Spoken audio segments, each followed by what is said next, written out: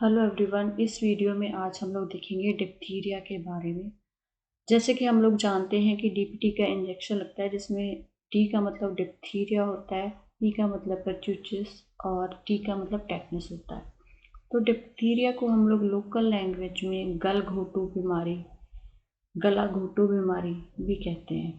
Diphtheria जो है एक बैक्टीरियल इन्फेक्शन है that is caused by Corynebacterium diphtheria. इसके जो 3 क्लिनिकल टाइप्स होते हैं, जैसे कि ये इंटीरियर नेज़ल नाक के अगले हिस्से में, फॉसल गले के अंदर और लेरेंजियल एरिया के अंदर ये अपने सिम्टम्स या फिर कह लो कि झिल्ली बनाता है। हाउएवर इसमें क्या है, जो स्किन है, कंजक्टिवा, वल्गल एरिया और अदर बॉडी पार्ट्स भी इफेक्टेड होते हैं।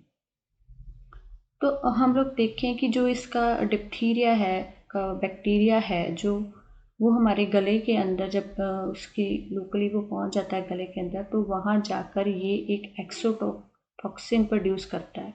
एक्सोटॉक्सिन क्या होता है कि वैसे तो इस बैक्टीरिया के अंदर इतनी पावर नहीं है कि ये सेल के अंदर खुद चला जाए। ह्यूमन बॉडी की जो भी सेल्स हैं, जो भी रेस्पिरेटरी सेल्स हैं, गले के अंदर, थ्रोट के अंदर, नेज़ल के एरिया के अंदर, उन सेल्स के अंदर ये खुद नहीं जा पाता है, लेकिन ये वहाँ पर एक टॉक्सिन रिलीज़ करता है और वो टॉक्सिन जो है सेल के अंदर एंट्री करने में सक्षम है, जिसकी वजह से ये अंदर जाके इन्फेक्शन पैदा करता है।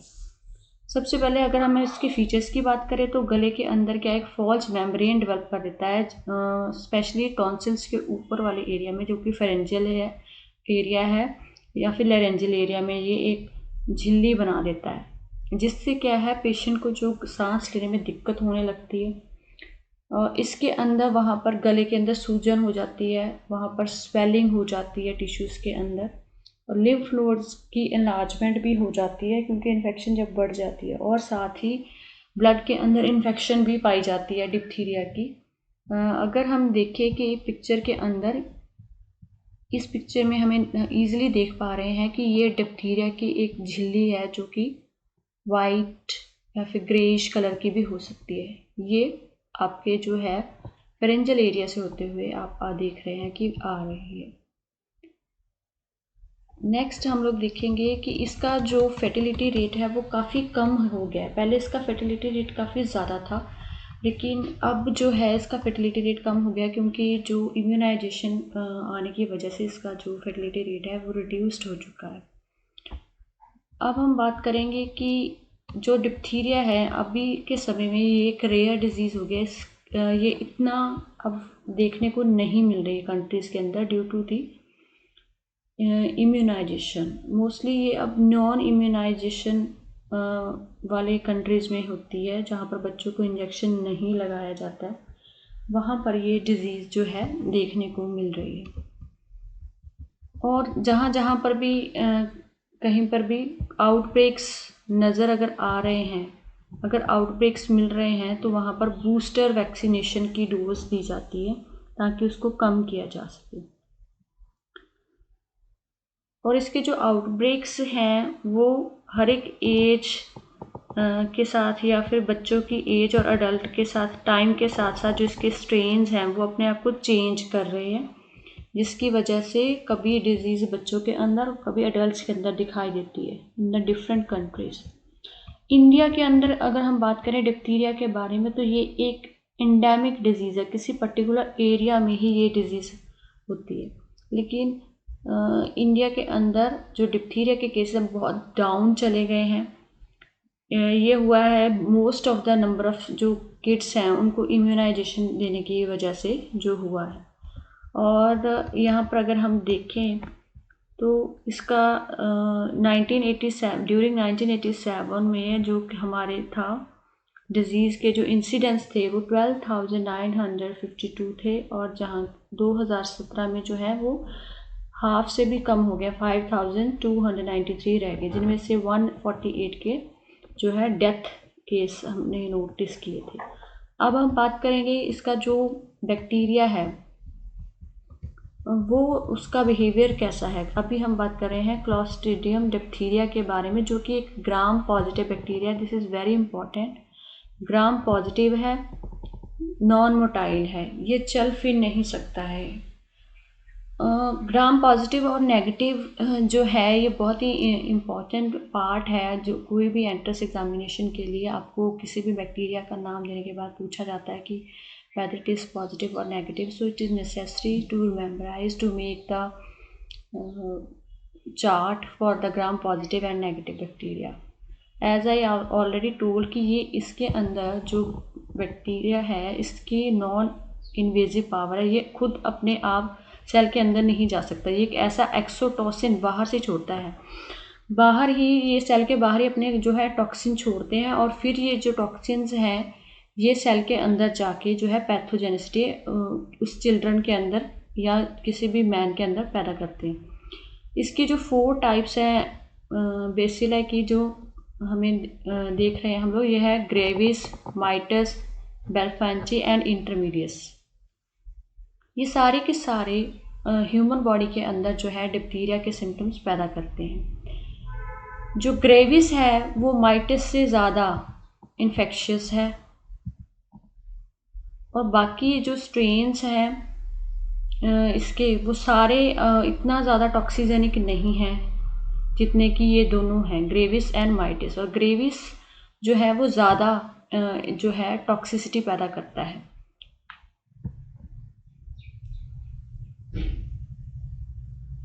यहाँ पर ये भी कहा गया है कि कुछ एविडेंसेस हैं कि नॉन टॉक्सिक स्ट्रेन्स भी टॉक्सिजनक बन जाते हैं जब उनको कोई प्रॉपर एनवायरमेंटल कंडीशन अवेलेबल होती है, जैसे कि बैक्टीरियोफेज।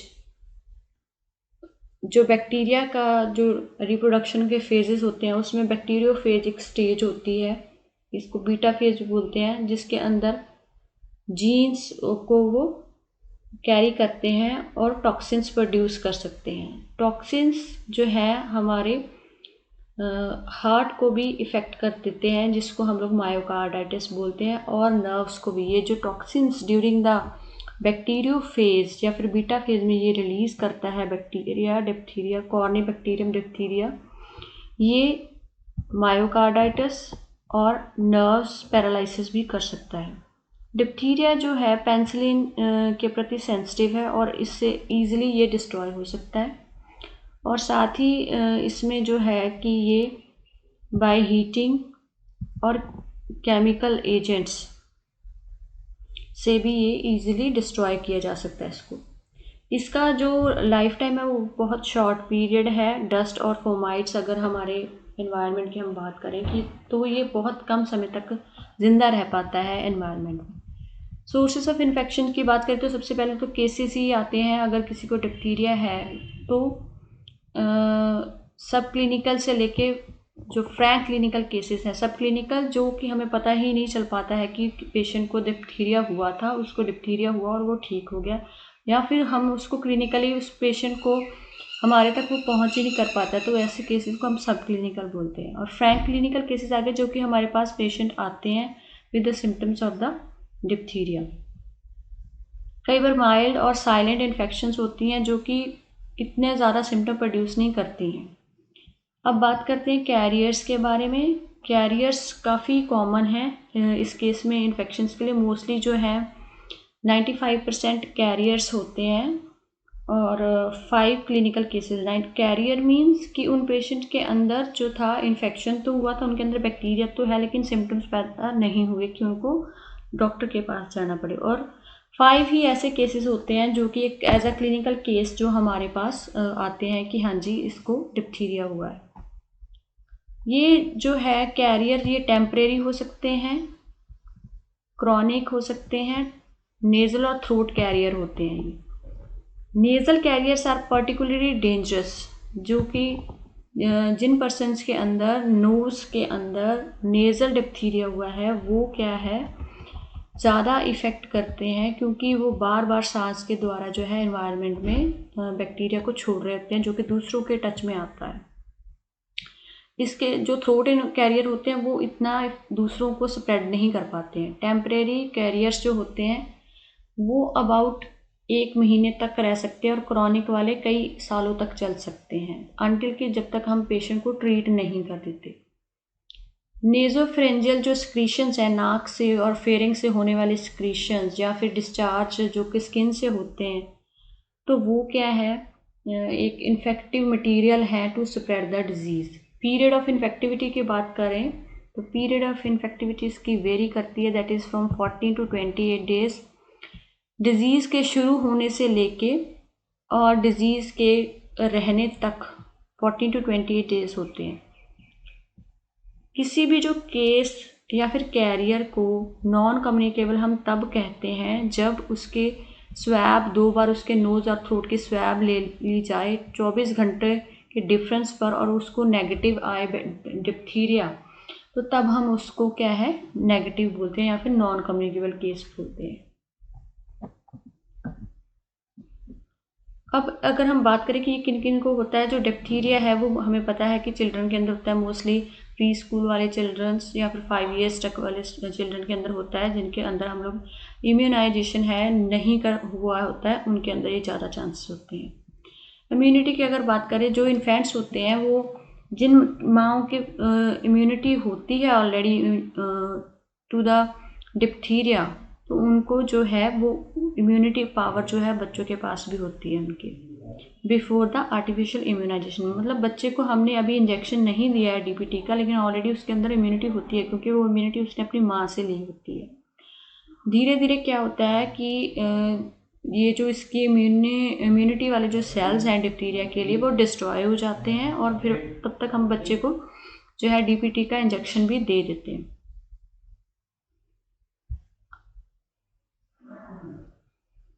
इसमें और क्या है कि मोस्ट ऑफ द जो मेंबर्स होते हैं पॉपुलेशन के बच्चों को छोड़कर वो ज़्यादातर इम्यून होते हैं और 6 से 8 साल तक के बाद क्या है ज़्यादातर जो 70% बच्चे होते हैं वहाँ पर उनको क्या है उनकी बॉडी के अंदर एक एंटीटॉक्सिन लेवल जो है ब्लड के अंदर बढ़ जाते हैं उनके अंदर कि उनको जो है कॉलोनी बैक्टीरिया जो है वो इफ़ेक्ट नहीं कर पाता। डिप्थीरिया जो है हमने ऑलरेडी देखा है कि ये टॉक्सिन्स की वजह से इफेक्ट करता है। दिस इज़ इम्पॉर्टेंट कि ये एंडोटॉक्सिन है कि एक्सोटॉक्सिन है।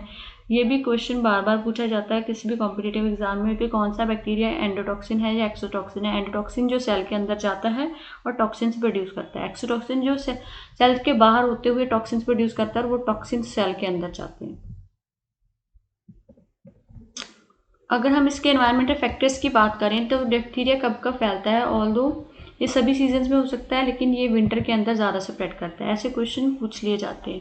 मोड ऑफ ट्रांसमिशन में क्या आ जाता है, ऑब्वियसली बात है it is a respiratory disease, तो ड्रॉपलेट इन्फेक्शन सबसे पहले आ जाता है और susceptible person transmitted directly to susceptible person, किसी भी क्यूटेनियस लेजन स्किन के जो लेशंस हैं या फिर किसी पर्सन ने किसी भी ऑब्जेक्ट को अभी डिप्थीरिया वाले ने किसी चीज़ को छुआ था उसके बाद उसको कंटेमिनेशन हो सकती है, या फिर नेजोफ्रेंजियल जो सिक्रीशन है छींकने या खांसने वगैरह से जो है स्प्रेड होता है।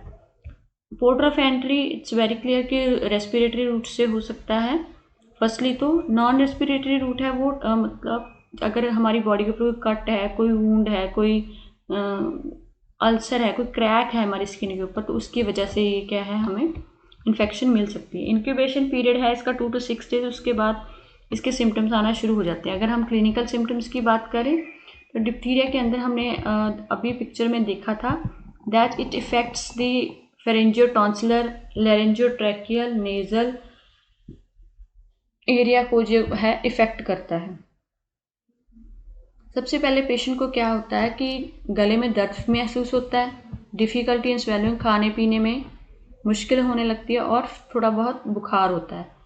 और अगर हम एग्जामिन करके देखें उसका गला देखें तो हमें गले के अंदर क्या है रेडनेस नज़र आएगी, कोई भी जो है डिस्चार्जेस हमें नज़र आ सकते हैं या फिर सूडो मेम्ब्रेन की तरह हमें झिल्ली की तरह कुछ भी डेवलप होता हुआ नज़र आ सकता है। बाद में वो एक पैच की तरह बन जाता है टॉन्सिल्स या फिर फेरिंग्स रीजन के अंदर। ये सारे के सारे उस गले के एरिया को ये क्या है कवर कर लेता है, जिसको हम लोग क्या बोलते हैं कि यहाँ पर अब जो है एक फॉल्स मेम्ब्रेन डेवलप हो गई है। इसका कलर जो है वो वाइट टू ग्रे ब्लैक हो सकता है और ये एडहेरेंट होती है, इसको उतारना भी मुश्किल होता है। तो अगर हम इसको उतारने की कोशिश करते हैं तो इस एरिया में ब्लीडिंग हो सकती है। और सीवियर डिजीज़ की अगर पेशेंट के अंदर सीवियर सिम्टम्स हैं डिजीज़ के, तो उसकी वजह से क्या होता है, पेशेंट को वहाँ पर उडीमा भी हो जाता है और जो उसके सर्वाइकल जो है हमारे लिम्फ नोड्स हैं वो भी एनलार्ज हो जाते हैं।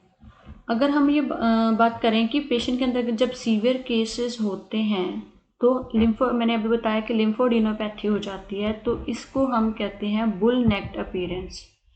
ये पॉइंट इम्पॉर्टेंट है कि बुल नेक्ड अपीयरेंस होता है जब डिप्थीरिया के अंदर जो हमारे लिम्फ नोड्स हैं नेक के अराउंड वो एनलार्ज हो जाते हैं। लेरेंजियोट्रैकियल डिप्थीरिया, अगर हम इसकी बात करें तो जैसे कि क्लियर है, लेरिंग्स और ट्रैकिया के एरिया में जो डिप्थीरिया डेवलप होता है उसके बाद वो फेरेंजियोटॉन्सिलर डिजीज़ की तरह बन जाता है। और इसमें क्या होता है, फीवर, हॉर्सनेस, क्रूपी कफ होती है स्टार्टिंग में, and then there is infection हो सकती है ब्रोंकियल ट्री के अंदर, लंग्स के अंदर भी चला जाता है कई बार। इसके अंदर क्या होता है कि थकावट होती है, पेशेंट को डिज़निया होता है और सून क्या है उसको सांस लेने में दिक्कत हो सकती है due to the obstruction caused by the membrane. जो डिप्थीरिया होता है इसके अंदर वो एक्टिवली जो है टॉक्सिन प्रोड्यूस करता है और ये टॉक्सिन एब्जॉर्ब करते हैं जब हमारे सेल्स, तो जिसकी वजह से हमारी बॉडी के अंदर ये एक सेल्स की डिस्ट्रक्शन स्टार्ट कर देता है, जैसे कि हम बोलते हैं पर्टिकुलरली पेरेनकाइमेटिस डीजनरेशन या फिर फैटी इन्फिल्ट्रेशन या फिर necrosis of the heart muscles, liver and kidneys and adrenals, sometimes accompanied by the gross haemorrhage. तो ये जो टॉक्सिन है डिप्थीरिया का वो इतना डेंजरस होता है कि वो हमारी बॉडी के अंदर जाके सेल्स को डिस्ट्रॉय करता है, नेक्रोसिस कॉज करता है। ये हार्ट के अंदर इरेगुलरिटी भी पैदा कर सकता है। लेटर यहाँ पर क्या है कि डिफ़िकल्टी होने लगती है विज़न की, बोलने में, खाने पीने में, मूवमेंट ऑफ द आर्म्स और लेग्स में भी डिफ़िकल्टी होने लगती है। जो टॉक्सिन्स हैं वो नर्व्स को भी डैमेज करते हैं, जिसकी वजह से पैरालिसिस हो जाता है सॉफ्ट पैलेट का, आई मसल्स का भी पैरालिसिस और एक्सट्रीमिटी के अंदर भी पैरालिसिस हो सकता है। नेज़ल डिप्थीरिया की बात करें तो ये जो है माइल्डेस्ट फॉर्म होती है रेस्पिरेटरी डिप्थीरिया की, और ये हमारे सेप्टम और टर्बिनेट्स के अंदर इफेक्टेड रहता है, और ये हमारा वन साइडेड भी हो सकता है जो नेज़ल डिप्थीरिया होता है। नॉन रेस्पिरेटरी अगर म्यूकोजल सरफेस की बात करें जैसे कि कंजक्टाइवा या फिर जेनाइटल्स के अंदर भी इसकी इन्फेक्शन जो है देखने को मिल सकती है। क्यूटेनियस डिप्थीरिया, स्किन वाले डिप्थीरिया के अंदर क्या होता है, ये इसके अंदर ये एक सेकेंडरी इन्फेक्शन की तरह सामने आता है। पहले जैसे गले की इन्फेक्शन हुई थी, लेटर ऑन ये स्किन पर नज़र आने लगता है। द प्रेजेंटेशन जो लेशंस है इसके अंदर वो एक हमारी स्किन में अल्सर्स और रेडनेस, और जो अल्सर्स होते हैं उनके ऊपर एक मेम्ब्रेन भी बन जाती है। तो पेशेंट को जनरली क्रॉनिसिटी हो जाती है ऐसे केस में कि हाँ जी स्किन लेशंस अगर आए हैं डिप्थीरिया की वजह से तो हम उसको क्रॉनिक केस बोलते हैं। कंट्रोल कैसे किया जा सकता है डिप्थीरिया का? पहली बात तो है अर्ली डिटेक्शंस है कि जितना जल्दी पता चले कि हम उसको कंट्रोल कर सकें। दूसरा है कल्चर मेथड से भी हम कैरियर्स का पता लगा लेते हैं कि स्वैब ले लिया जाता है नोज़ और थ्रोट से और उसको कल्चर करके देखा जाता है, जिसकी वजह से हमें ये पता चलता है कि अगर डिप्थीरिया है तो उसको ट्रीट किया जा सके। आइसोलेशन, जिन पेशेंट्स के अंदर हमें डाउट है कि उनको डिप्थीरिया है या डेवलप हो रहा है तो उनको क्या है एटलीस्ट 14 डेज़ के लिए हम लोग आइसोलेट करके रखते हैं, और उसकी जो है लगातार 2 बार नाक में से और गले में से ली गई जो स्वैब होती हैं वो 24 घंटे के डिफरेंस पर ली जाती हैं। अगर वो नेगेटिव आती हैं तभी हम उसकी आइसोलेशन को जो है ख़त्म करते हैं। अगर हम ट्रीटमेंट की बात करें तो डिप्थीरिया के लिए जो है डिप्थीरिया का एंटीटॉक्सिन हम लोग देते हैं इंट्रामस्कुलरी या आईवी के थ्रू, जिसकी डोजेज में 20,000 से 1 लाख यूनिट्स तक जो है एंटीटॉक्सिन्स होते हैं। और इसकी जो डोज है दैट इज़ 0.2 ml सबक्यूटेनियसली हम लोग देते हैं डिटेक्ट करने के लिए कि पेशेंट के अंदर सेंसिटाइजेशन कितनी है।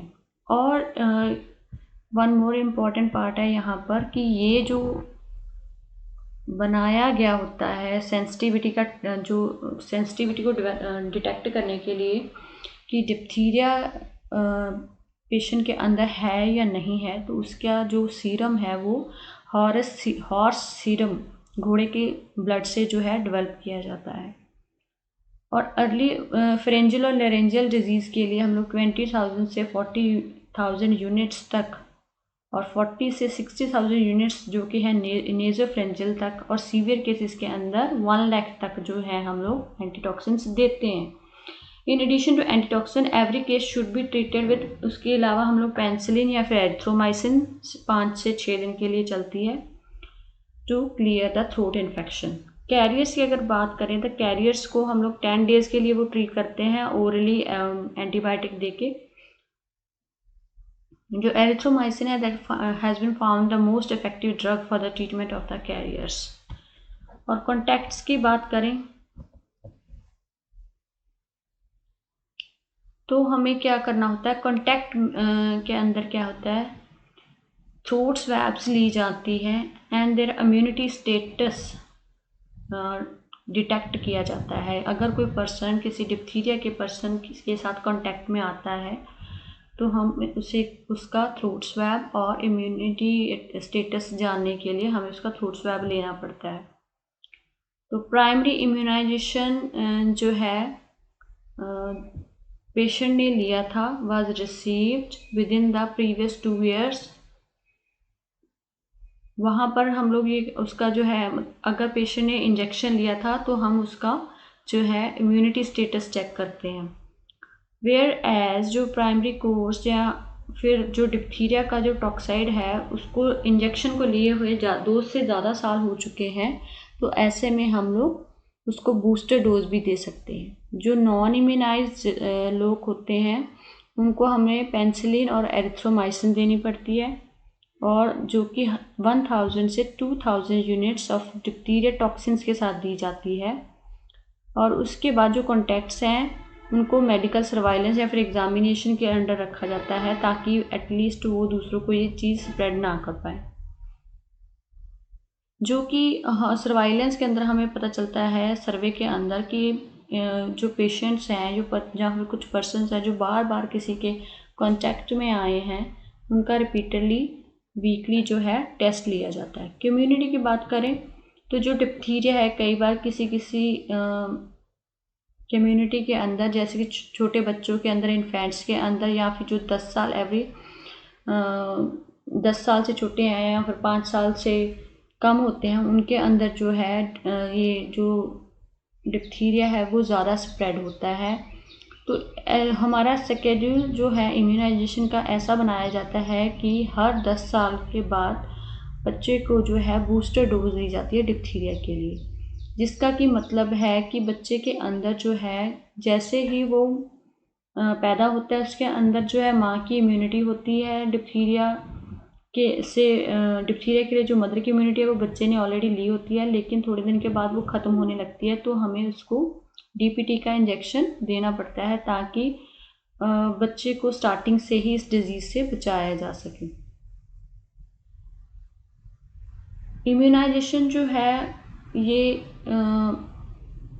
कैरियर स्टेट को प्रिवेंट नहीं कर पाता है। जिन लोगों के अंदर ऑलरेडी कैरियर स्टेट डेवलप हो जाती है वो उनके लिए ये इम्यूनाइजेशन नहीं होता है।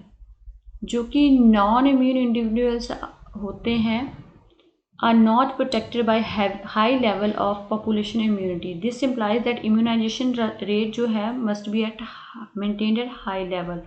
कुछ लोगों के अंदर जो कैरियर स्टेट वाले होते हैं उनके अंदर हम लोग डिप्थीरिया का जो इम्यूनाइजेशन वाला DPT होता है वो नहीं दे सकते हैं, उनको एरिथ्रोमाइसिन के साथ और पेनिसिलिन के साथ ही हमें ट्रीट करना पड़ता है। अगर हम प्रोफाइलेक्सिस की बात करें तो हमें पता है कि आजकल तो कंबाइंड और मिक्स्ड जो हैं वैक्सीन्स चल रहे हैं, DPT या फिर GTP-W और GTPA, तो ये मिक्सचर्स हैं। इसके अलावा DT diphtheria tetanus toxoid, DT diphtheria tetanus adult type, और पेंटावेलेंट इंजेक्शन। आजकल पेंटावेलेंट इंजेक्शन ही बच्चों को लगाया जाता है, जिसके अंदर वो 5 डिजीजेस को हम लोग क्या है प्रिवेंट करते हैं। बच्चे के बर्थ के बाद उसको पेंटावेलेंट इंजेक्शन दिया जाता है। सिंगल वैक्सीन की बात करें तो वो डिफरेंट तरीके के जो वैक्सीन्स हैं वो डिप्थीरिया के लिए अवेलेबल हैं। एंटीसीरा वैक्सीन दिया जाता है जिसके अंदर डिप्थीरिया एंटीटॉक्सिन्स होते हैं। तो ये था हमारा डिप्थीरिया के बारे में। इसके जो कंबाइंड वैक्सीनेशन है इसके बारे में हम नेक्स्ट वीडियो में डिस्कस करेंगे। Thank you.